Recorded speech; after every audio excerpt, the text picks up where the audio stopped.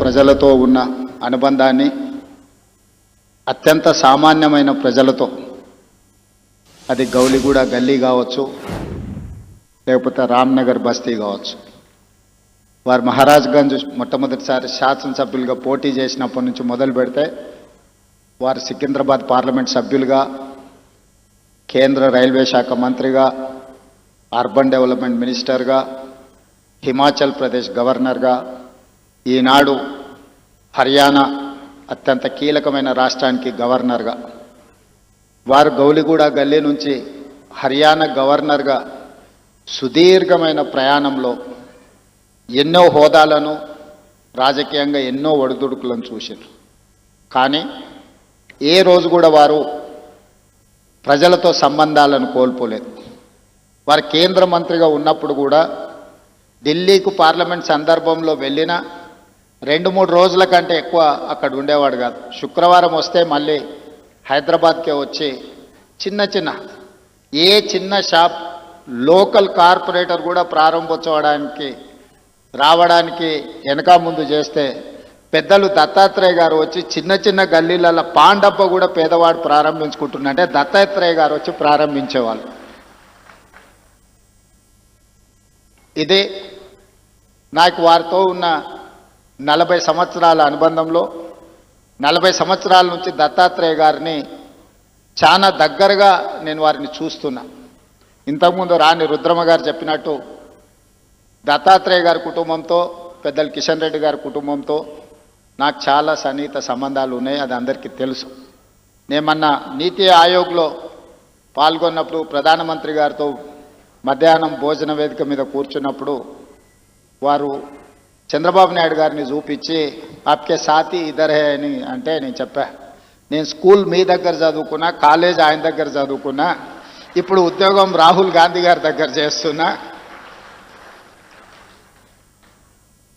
So నాకు మీ దాంట్లో కూడా అందరితో పరిచయం ఉందని, ముఖ్యంగా ఈ వేదిక మీద ఉన్న ఇంతకుముందు శ్రీనివాస్ వర్మ గారు చెప్పిన భారతీయ జనతా పార్టీ రాష్ట్ర అధ్యక్షుల గురించి, ఆ రాష్ట్ర అధ్యక్షులు అందరితో నాకు సన్నిహిత సంబంధాలు ఉండేవి. ఇప్పుడు సరే రాజకీయంగా భిన్న ప్రయాణం, కానీ వ్యక్తిగత సంబంధాలలో ఎప్పుడూ లోపం కానీ, ఎప్పుడూ ఆ సంబంధాల విషయంలో దాచిపెట్టాలన్న ఆలోచన కానీ చేయలేదు. ఎందుకు అంటే వారందరితో నాకున్న ప్రత్యేకమైన అనుబంధం. ఈరోజు తెలంగాణ రాష్ట్ర ముఖ్యమంత్రిగా మా మంత్రివర్గ విస్తరణ కార్యక్రమం ఉన్న మంత్రివర్గ విస్తరణ కార్యక్రమం చూసుకొని మంత్రివర్గ ప్రమాణ స్వీకారం చేసిన మా మంత్రులను కూడా మళ్ళీ రేపు కలుద్దాము. నాకు గవర్నర్ గారికి ఇద్దరికీ దత్తాత్రేయ గారి పుస్తకావిష్కరణ కార్యక్రమం ఉన్నది, అక్కడికి వెళ్ళాల్సిందే అని చెప్పి సరాసరి గవర్నర్ భవన్ నుంచి గవర్నర్ దత్తాత్రేయ గారి పుస్తకావిష్కరణకు రావడం జరిగింది. ఈరోజు రాజకీయాలలో ఒక్కసారి కార్పొరేటరు, కౌన్సిలర్ అయితేనే వాళ్ళ జీవన శైలి విధానంలో చాలా మార్పు, ప్రజల సంబంధాలలో ఒక భిన్నత్వాన్ని ప్రదర్శించే పరిస్థితులు ఉన్నాయి. కానీ దత్తాత్రేయ గారిని చూసి నేర్చుకోవాలి. అజాతశత్రువు అనే పదాన్ని మనం పుస్తకాలలోనే చదువుకుంటాం, కానీ బండారు దత్తాత్రేయ గారిని చూసినప్పుడు ఆ పదము 100% వారికి సరిపోతుంది. జాతీయ రాజకీయాలలో అటల్ బిహారీ వాజ్పేయి గారికి ఉన్న గౌరవం రాష్ట్ర స్థాయి రాజకీయాలలో బండారు దత్తాత్రేయ గారికి ఉంది అని చెప్పి మనం ఈరోజు గుర్తు చేసుకోవచ్చు. అటల్ బిహారీ వాజ్పేయి గారు ప్రతిపక్షంలో ఉన్న, ప్రధానమంత్రిగా ఉన్న, పార్లమెంట్ సభ్యుడిగా ఉన్న, ఎన్నికల్లో ఓడిపోయినప్పుడు కూడా అటల్ బిహారీ వాజ్పేయి గారి గౌరవం ఎప్పుడూ తగ్గలేదు. పదవులతో వారి గౌరవం పెరగడం, పదవి లేకపోతే వారి గౌరవం తగ్గడం ఏమాత్రం లేదు అని అటల్ బిహారీ వాజ్పేయి గారిని మనం ఏ విధంగా అయితే అనుకుంటామో అదే విధమైన పోలిక పెద్దలు బండారు దత్తాత్రేయ గారికి ఉన్నది. వారు పార్లమెంట్ సభ్యుడిగా ఉన్నా లేకపోయినా, కేంద్ర మంత్రిగా ఉన్నా లేకపోయినా, గవర్నర్గా ఉన్నా లేకపోయినా, ఈ తెలంగాణ రాష్ట్రంలో ముఖ్యంగా ఈ జంట నగరాలలో బండారు దత్తాత్రేయ గారిని గౌరవించని రాజకీయ నాయకుడే లేడు, ఏ పార్టీ అయినా అయి ఉండొచ్చు. అదేవిధంగా అలాయ్ బలాయ్ కార్యక్రమం తెలంగాణ రాష్ట్ర సాధనలో కీలక పాత్ర పోషించింది. నాకు తెలిసి 19 సంవత్సరాల నుంచి బండారు దత్తాత్రేయ గారు నిర్వహించే అలాయ్ బలాయ్ కార్యక్రమం తెలంగాణ ఉద్యమానికి ఒక స్ఫూర్తిగా పనిచేసింది. రాజకీయాలలో ఇతర అంశాలలో భిన్నాభిప్రాయాలు ఉండేవాళ్ళు ఒక వేదిక మీదకి ఎప్పుడైనా అరుదుగా కనిపిస్తారంటే అది దత్తాత్రేయ గారు నిర్వహించే అలాయ్ బలాయ్ కార్యక్రమంలో కనిపించేది. ఈరోజు వారి పుస్తకావిష్కరణలో ఈరోజు ఇంతమంది గవర్నర్లను ఒక వేదిక మీద నేను ఎప్పుడు చూడలే. ఈరోజు గవర్నర్స్ పరేడ్ లాగా ఉన్నది ఈ వేదిక. అంటే వ్యక్తిగతంగా వారితోనున్న అనుబంధంతోనే వీళ్ళందరూ ఇక్కడికి రావడం జరిగింది. తెలంగాణ రాష్ట్ర ప్రభుత్వంలో కాంగ్రెస్లో ఉన్న మంత్రివర్గం మొత్తం ఇక్కడనే ఉంది. మంత్రివర్గ సమావేశం నేను ఇక్కడనే పెట్టుకోవచ్చు అన్నట్టుగా ఉంది. ఎందుకంటే ఎవరు కూడా దత్తాత్రేయ గారిని భారతీయ జనతా పార్టీ నాయకుడనో లేకపోతే భారతీయ జనతా పార్టీ కార్యక్రమానికి పోతున్న భావన లేదు.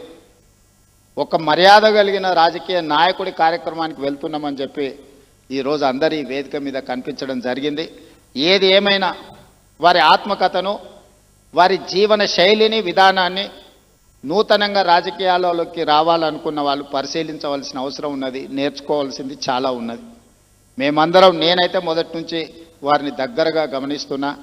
హైదరాబాదులో పి జనార్దన్ రెడ్డి గారు, బండారు దత్తాత్రేయ గారు పేదల గుండెల్లో చిరస్థాయిగా ఉంటారు. ఎవరికి ఏ కష్టం వచ్చినా, ఎవరికి ఏ బాధ ఉన్నా అది తీరుతుందో తీరదో తెలియదు, కానీ కష్టం వచ్చినప్పుడు వాళ్ళకు గుర్తొచ్చే నాయకులు ఇద్దరి జంట నగరాలలో. ఒకరి పి జనార్దన్ రెడ్డి అయితే, రెండు బండారు దత్తాత్రేయ గారు.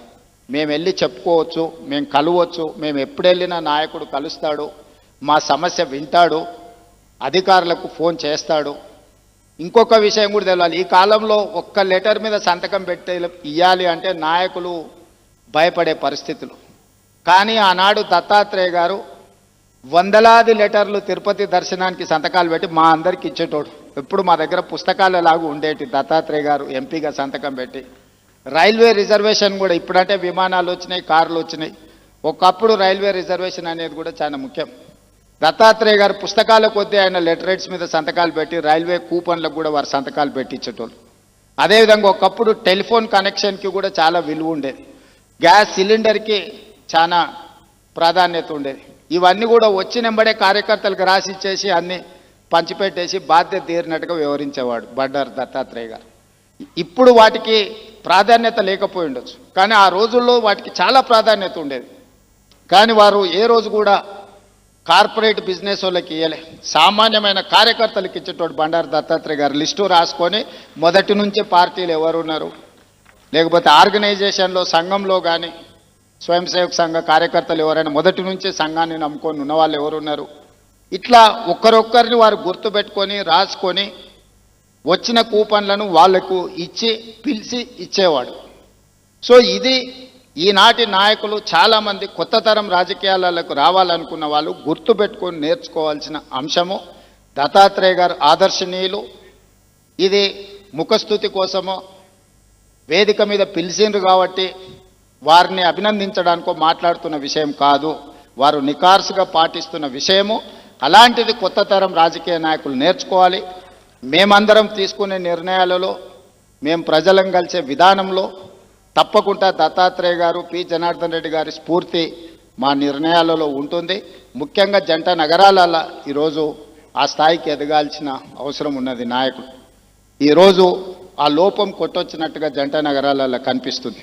ఈరోజు ఎవరికైనా సమస్య వస్తే జంట నగరాలలో ఆ స్థాయిలో పీజేఆర్ లేకపోతే దత్తాత్రేయ గారి స్థాయిలో ప్రజలకు అందుబాటులో ఉండే నాయకత్వం తగ్గుతూ వస్తున్నది. ఈ జంట నగరాలలో ఉండే నాయకులు ఇంకా కష్టపడాలి. వాళ్ళందరూ కష్టపడతారని, ఏదైనా మా దృష్టికి వచ్చిన అంశాలను తప్పకుండా పరిష్కరించే వాటిని పరిష్కరిస్తాం, సహకరిస్తాం.